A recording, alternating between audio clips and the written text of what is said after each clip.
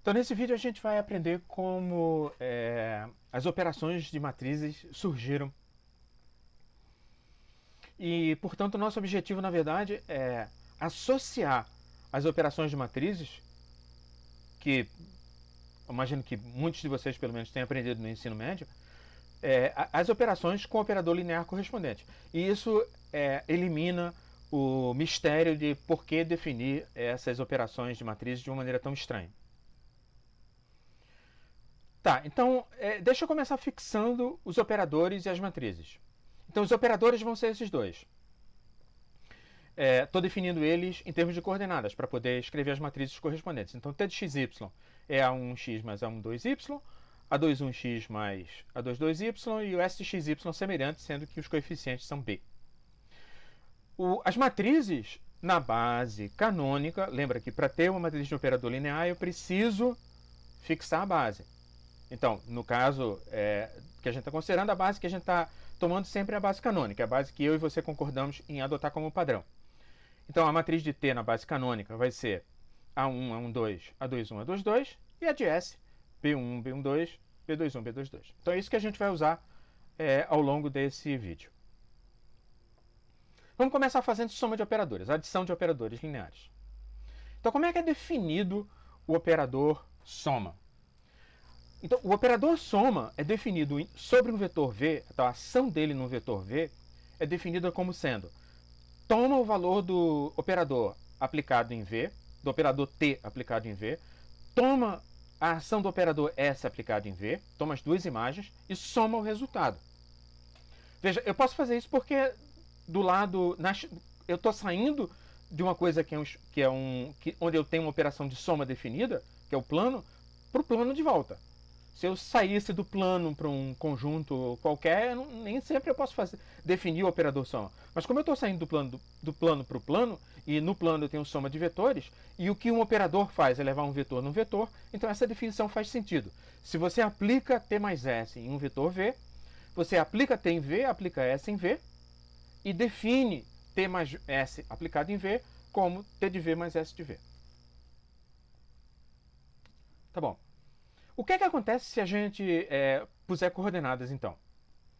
Então, T mais S aplicado... Imagina que V tem coordenada XY, então agora eu tenho T mais S aplicado em XY. Então isso vai ser T de XY mais S de XY. Mas T de XY tinha uma fórmula, tá? No slide anterior. A gente vai lá e substitui a fórmula. S de XY também tem uma fórmula. Estava no slide anterior. A gente vai lá e substitui a fórmula. Só que agora eu tenho dois vetores que eu posso somar. Então eu vou lá e somo os vetores.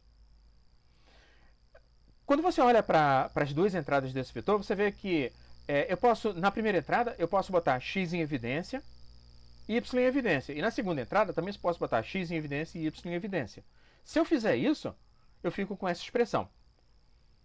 Então eu fico com A1 mais B1 multiplicado por x, mais A12 mais B12 multiplicado por y, na primeira entrada, e na segunda entrada, A21 mais B21 multiplicado por x, mais A22 mais B22 multiplicado por y. Mas agora ficou muito fácil extrair. Se você lembrar, por exemplo, da maneira de extrair via linhas, em que a gente simplesmente pega os coeficientes da primeira entrada e põe na primeira linha, os coeficientes da segunda entrada e põe na segunda linha, a matriz de T mais S na base canônica vai ser A1 mais B1, A12 mais B12 na primeira linha, e na segunda linha A21 mais B21, A22 mais B22. Então ficou extremamente fácil de obter a matriz. A outra operação importante com os operadores é a operação de composição de operadores. Então, é o operador T composto com S. Como é que T composto com S é definido sobre um vetor V do plano? Então, T composto com S de V é o vetor que você obtém calculando S de V e aplicando ao vetor S de V o operador T. Então você, na verdade, está fazendo um operador aplicado ao resultado da aplicação do primeiro operador sobre o vetor. Note que o primeiro operador a acertar o vetor é o que está mais à direita. Isso faz uma certa confusão, porque quando o pessoal pensa em termos de T composto com S é como. Muita gente quer fazer como se o T fosse o primeiro operador a acertar V, mas não é. Por causa da maneira como a definição é feita, com o argumento do operador sempre escrito à direita, o natural é você dizer que T composto com S aplicado em V é T de S de V. Então, primeiro você calcula S de V e aí você aplica T a esse vetor. Então, vamos fazer e ver o que acontece se a gente puser coordenadas. Então, pega V, xy, escrito na base canônica, e aí a gente quer calcular T composto com S em xy. Então, isso é T de S de xy. Mas S de xy, a gente tem uma fórmula explícita para o S de xy. Então, vamos lá e substitui essa fórmula. Então, agora o que a gente tem que fazer é pegar a fórmula para T e substituir nos lugares onde aparece na fórmula de T, x e y, vão entrar no lugar de x, b1x mais b12y, e no lugar de y, b21x mais b22y. Então vamos fazer a substituição.